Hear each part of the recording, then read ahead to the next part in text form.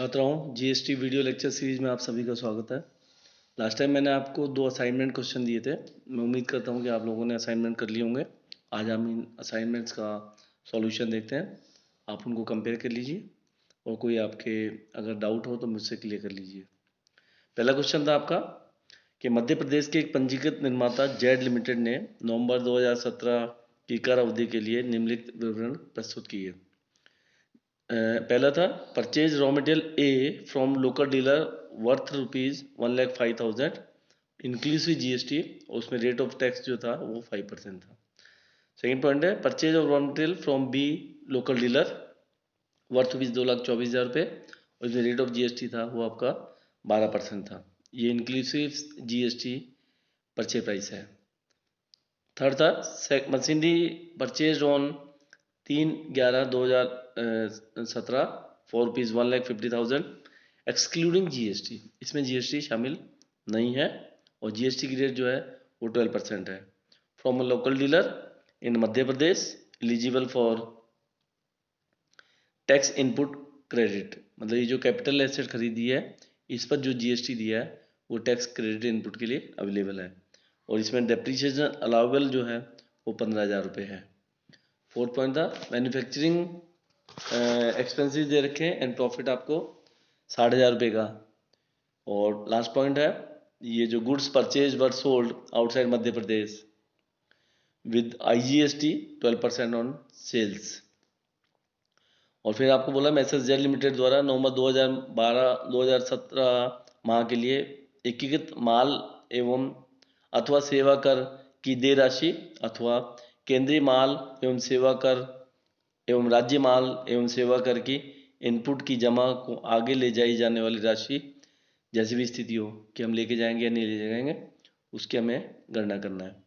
तो देखिए इसमें हमने मैन्युफैक्चरर है, हमने माल परचेज किया, रॉ मटेरियल परचेज किया, उसके बाद उसमें प्रोसेसिंग की, हमने खर्चे लगाए और फिर हमने उस माल को बेचा। तो जब आप माल परचेज करते हैं उस पर आपको इनपुट टैक्स क्रेडिट मिलता है और जब माल आप बेचते हो उस पर जो जीएसटी लगाई जाती है उसको आउटपुट टैक्स कहते हैं। आउटपुट टैक्स में से हम इनपुट टैक्स को एडजस्ट करते हैं और उसमें आपको एक सिस्टम बताया था कि हम आईजीएसटी में से क्या एडजस्ट कर सकते हैं, सीजीएसटी में से कौन सी राशि एडजस्ट कर सकते हैं और एसजीएसटी में से कौन सी राशि एडजस्ट करते हैं, क्योंकि नेट जो टैक्स लाइबिलिटी होती है वो आउटपुट में से इनपुट एडजस्ट करने के बाद ही आपकी लाइबिलिटी बनती है। तो सबसे पहले तो हमें जो माल बेचा है उसकी हमें कॉस्ट निकालनी पड़ेगी, सेल वैल्यू ऑफ इनवॉइस निकालनी पड़ेगी। तो इसमें हमने एक तो रॉ मटेरियल ए यूज़ किया है वो आपका ₹1,05,000 का इंक्लूसिव जीएसटी आपने परचेज किया था, तो उसको एक्सक्लूसिव करना पड़ेगा हमें कि कॉस्ट ऑफ गुड्स या कॉस्ट ऑफ जो मटेरियल है sold, cost of goods sold जो है वो हम उस पर जीएसटी कॉस्ट में शामिल नहीं करते हैं। हम जो एक्चुअली उसकी कॉस्ट प्राइस है उसी को हम शामिल करते हैं। तो ₹1,00,000 आपकी जीएसटी इसमें एक्सक्लूसिव जीएसटी आपकी कॉस्ट आ गई रॉ मटेरियल ए की। इस तरह रॉ मटेरियल बी जो आपने ₹2,24,000 में क्रय किया था उस पर जीएसटी 12% की दर से इंक्लूसिव जीएसटी रेट थी आपकी वो, तो आपको एक्सक्लूसिव बनाना पड़ेगा। एक्सक्लूसिव बनाने के लिए आपको ₹2,24,000 मल्टीप्लाई बाय 100 और डिवाइडेड बाय 112 करके ₹2,00,000 आपकी कॉस्ट आ गई है। इसके अलावा कैपिटल गुड्स चूंकि हम उन पे टैक्स इनपुट क्रेडिट प्राप्त करते हैं तो उन गुड्स पे अगर आपने कोई डेप्रिसिएशन अलाउबल है तो उस राशि को आपको कॉस्ट में जो मैन्युफैक्चरिंग कॉस्ट है उसमें शामिल करना पड़ेगा। तो ₹15,000 इस जो कैपिटल गुड्स आपने खरीदी थी ₹1,50,000 की उस पर आपको 15% ₹15,000 डेप्रिसिएशन अलाउबल है तो ₹15,000 कॉस्ट आपको शामिल करनी पड़ेगी। इसके अलावा आपने मैन्युफैक्चरिंग एक्सपेंसेस और जो प्रॉफिट है वो आपका ₹60,000 लगाया है। तो इससे हम वर्कआउट करते हैं तो टोटल इनवॉइस वैल्यू जो है एक्सक्लूडिंग जीएसटी वो आपकी ₹3,75,000 आई है। अब इस ₹3,75,000 पे क्योंकि ये माल हमने कहाँ बेचा है, मध्य प्रदेश से बाहर बेचा है, आउटसाइड मध्य प्रदेश बेचा है, तो ये आपकी इस पर आईजीएसटी चार्ज होगी। तो सेकंड जो इसमें कैलकुलेशन आएगी वो हमें इनपुट और आउटपुट का देखना पड़ेगा, कितना इनपुट एडजस्ट करने के बाद हमें लाइबिलिटी क्या बनती है, टैक्स लाइबिलिटी। तो हमने इसमें निकाला है कि 3 कॉलम बना लिए, सीजीएसटी, एसजीएसटी और IGST। तो आउटपुट हमने 375 का जो माल बेचा है उस पर 12% के हिसाब से जो टैक्स बनता है वो आपका 45,000 रुपये IGST बनेगा। तो ये हमारी टैक्स लाइबिलिटी है। अब हमें इनपुट किस किस चीज़ पे मिला है? इनपुट हमें रॉ मटेरियल परचेज पे मिला था, वो आपका था 25,000 रुपये। 1,00,000 रुपये का जो माल खरीदा था वो आपका 5% GST था उस पर। तो चूँकि लोकल ख़रीदा था इसलिए 2.5% CGST है और 2.5% आपकी SGST है। तो इस प्रकार से ये 2,500 रुपये इनपुट के हैं CGST और SGST में। और इसके अलावा फिर आपका बीफ मटेरियल है 2 लाख रुपये का, उस पर रेट ऑफ GST 12% थी। इस प्रकार 6% CGST और 6% IGST, तो 12,000 रुपये आपके वहाँ इनपुट के रूप में अवेलेबल है। इसके अलावा कैपिटल गुड्स जो हमने खरीदी थी उस पर आपका 12% GST था 1.5 लाख रुपये का, तो उस पर 18,000 रुपये टोटल GST बना। तो उसका 9% आपका CGST और 9% IGST, तो इस प्रकार से टोटल 9,000 रुपये ये आपके इनपुट के अवेलेबल है।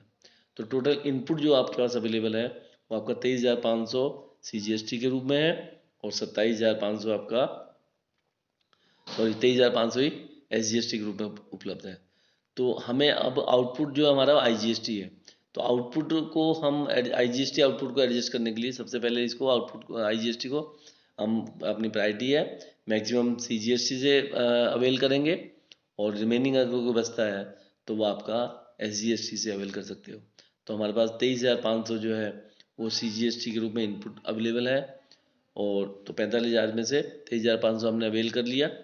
तो रिमेनिंग जो अमाउंट बचा है वो आपका 21,500 वो आपका SGST से एडजस्ट किया जाएगा इनपुट से।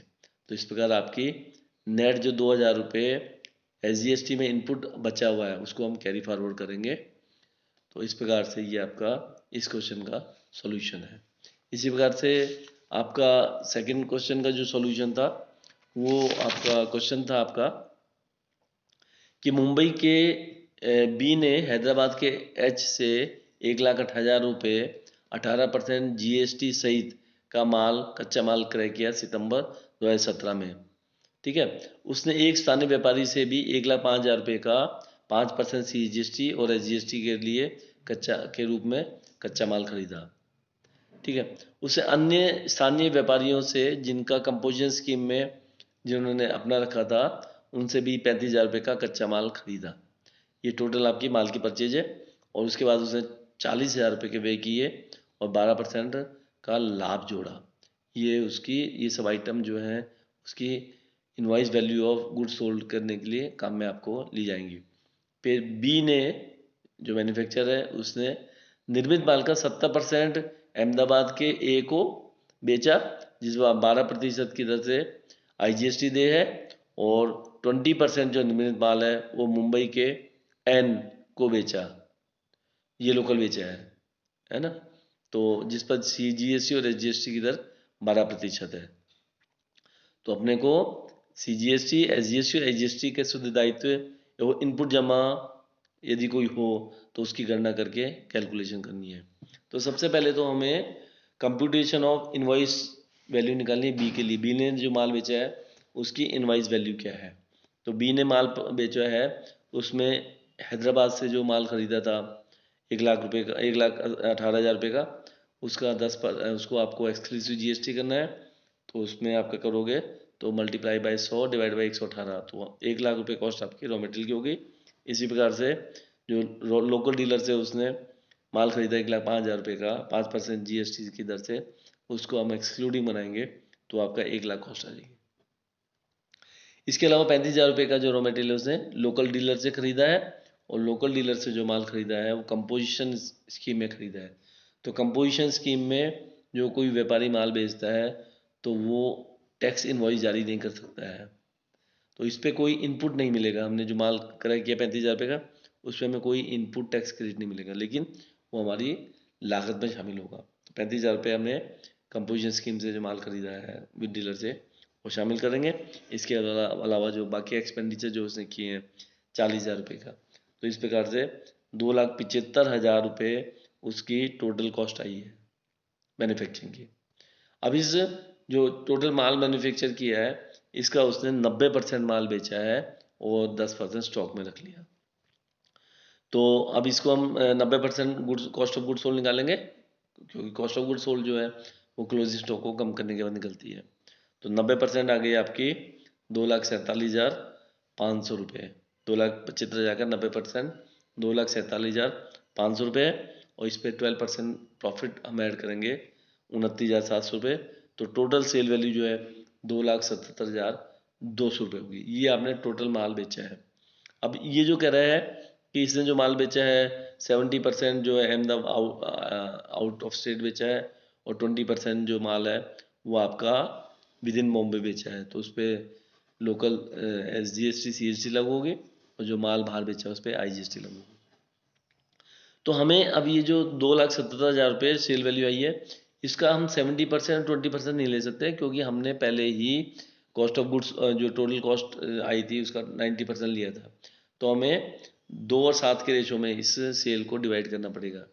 तो 2,77,200 का जो रेशियो 2 और 7 में डिवाइड करने से IGST यानी आउट ऑफ स्टेट सेल जो आई है वो आपकी 2,15,600 आई है, और विद इन स्टेट जो सेल आई है वो आपकी 61,600 आई है। तो हम पहले आउटपुट टैक्स लायबिलिटी निकालेंगे, अगले उसमें जो टेबल बना के वो आप computation tax liability of be after availing input tax credit. तो गुड सोल्ड जो है अहमदाबाद के ए को किया, आउट ऑफ स्टेट किया है हमने IGST 12% से, तो 2,15,600 का 12% आपका 25,872 रुपये।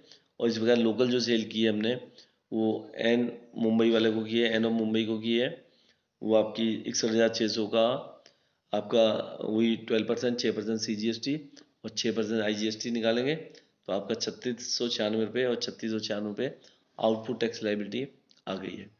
अब हमारे पास जो इनपुट बचा है, इनपुट है हमारे पास, इनपुट हमारे पास दो तरह से है। एक तो हमने हैदराबाद से ख़रीदा था, IGST ख़रीदा था, तो IGST के तो IGST से हम एडजस्ट करेंगे, और जो लोकल कच्चा माल ख़रीदा 1,05,000 रुपये का, उसका जो इनपुट था उसको CGST को CGST से और IGST को IGST से एडजस्ट करेंगे। तो इस प्रकार हमारे पास जो इनपुट टैक्स क्रेडिट अवेलेबल है वो आपका 1,00,000 पे 18%, 18,000 रुपये IGST से एडजस्ट किया जाएगा, और जो लोकल माल खरीदा था 1,00,000 रुपये का 5% GST के आधार पे उसका 2,500 रुपये CGST और 2,500 रुपये SGST है। तो इस तरह CGST का 2,500 रुपये आपका CGST आउटपुट से एडजस्ट कर लिया जाएगा, और SGST 2,500 रुपये जो है SGST आउटपुट से एडजस्ट कर लिया जाएगा, और 18,000 रुपये जो इनपुट IGST का है उसको IGST आउटपुट से एडजस्ट किया जाएगा। तो इस प्रकार एडजस्ट करने के बाद हमारी नेट लायबिलिटी जो हमें टैक्स पे करना पड़ेगा, क्योंकि लायबिलिटी ज़्यादा है, आउटपुट टैक्स ज़्यादा है, इनपुट टैक्स क्रेडिट कम है, तो नेट आपको जो पेमेंट करनी पड़ेगी 1,196 रुपये आपका SGST का पेमेंट करनी पड़ेगी, 1,196 रुपये आपको SGST की पे करनी पड़ेगी, और 7,872 रुपये जो है आपको IGST के पे करने पड़ेंगे। तो इस प्रकार से हम हमारी टैक्स लायबिलिटी वर्कआउट करते हैं, कैलकुलेट करते हैं। तो इसमें एक सिस्टम है कि हम किस सीक्वेंस में किस इनपुट को एडजस्ट कर सकते हैं, वो आपको इस चैप्टर को जो मैंने आपको पहले थ्योरी बताई है उसका आपने अध्ययन कर लीजिए, और एग्ज़ाम में इस प्रकार के क्वेश्चन आ सकते हैं। तो आप इनके और जो एग्जांपल्स हैं, जो अनसॉल्व क्वेश्चन है या नेट पे कोई क्वेश्चन मिलते हैं उनको आप सॉल्व कर लीजिए। कोई प्रॉब्लम हो तो आप मेरे से कंसल्ट कर लीजिए। आप सभी ने इस लेक्चर को सुना, सभी का धन्यवाद। जय हिंद, जय भारत।